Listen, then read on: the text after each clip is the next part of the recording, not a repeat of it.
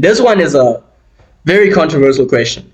It's a powerful one to everyone. Okay. When is slavery bad and when is it good?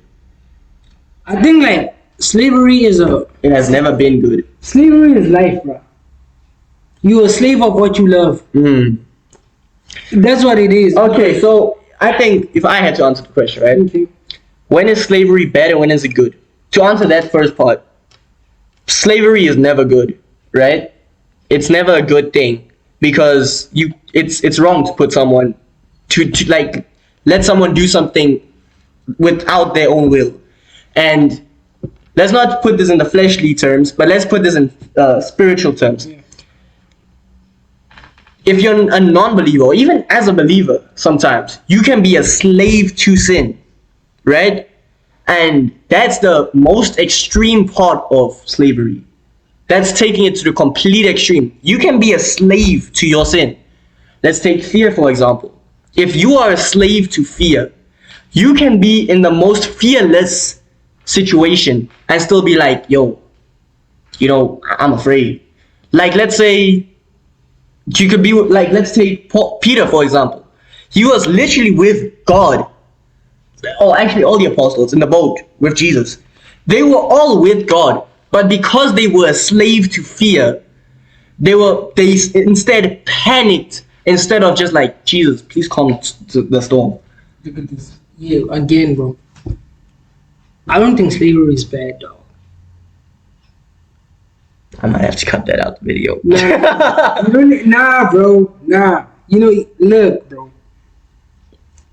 It depends on what you're talking about, right? What you're a slave to. Yeah. But Then again, back then, the only way slavery could be good would actually take away from the slavery, because slavery means you are held captive by something that you don't want to be captive by. So the slavery you're thinking of, it's not actually slavery, because a slave is not free. But what you're thinking about, slavery is like a bad term of like you being captive. You are held bondage. So the opposite, I think that's the best word to put it. The opposite of slavery is freedom. And in Christ we are given freedom. We are given free will, obviously, and through our own free will we can go into slavery. Or we can go to slavery freely. Exactly.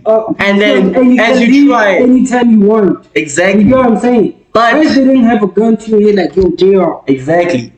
Be a Christian. No. You can be a Christian, and in that Christianity you can literally leave anytime you want. Exactly. But it's so fun, you don't leave. Not fun. It's like so imagine real. Yeah. Imagine now.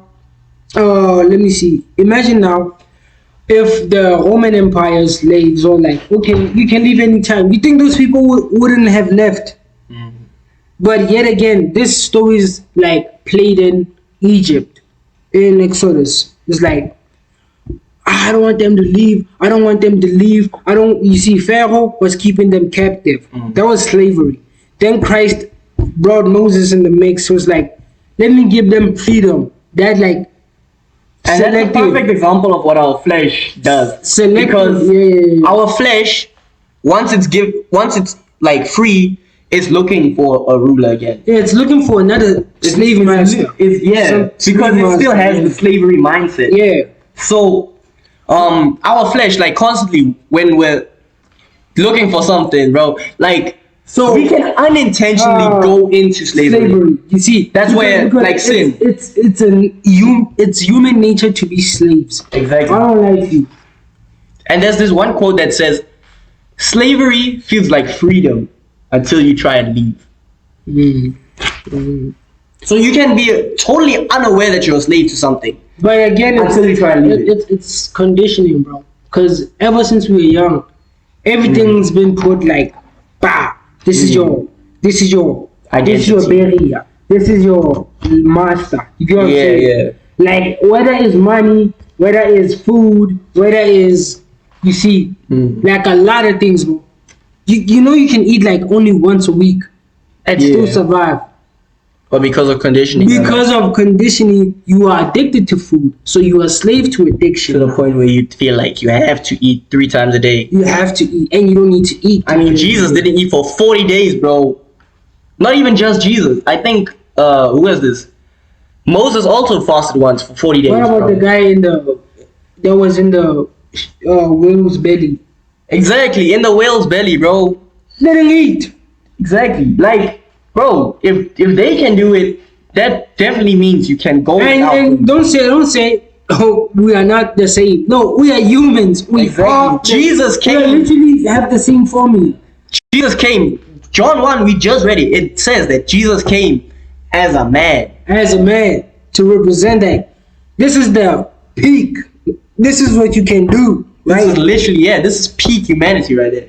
Exactly. Without the sin, without the conditioning, without the lies, without the bondages. You see, without the conditioning, because even when the Pharisees were busy targeting Jesus, like, hey, yo, Jesus, this and this and this. So what? They try to trap him. He literally says in the word, like, they were trying to force him to say things. But Jesus was like, okay, I'm God. And because he said that, their conditioning started Like, acting no, out this like, guy's not hey, God. they Meanwhile, start- they're looking out for the prophet. They're looking out for the person who is God. They were waiting for him. And they missed it. He came because of conditioning. They didn't see it. You see, because they already had a picture of, okay, this guy when he arrives, he needs to, like, I don't know, make streets, make let me put it this way, make butter out of water. stereotype for what they think Yes. God should be. Because they were told, like, God, God, God, and they're like, okay, God needs to be all powerful. Expectations. They have their own expectations. They want And it- with God, you can't have expectations. God will destroy all your expectations. Exactly. That's why you don't rely on your mind, but have blind faith towards him. He can exceed your expectations, bro. They say he gives out abundantly. It never ends. Love never ends. No matter how bad you get, it never ends. You just gotta accept it. Exactly. Grace never ends. No matter you can do 1 million sins. His grace is Sufficient It's for not, you. it's not even. It's a drop in the water. 1 million. You see. Grace is You- sufficient for you.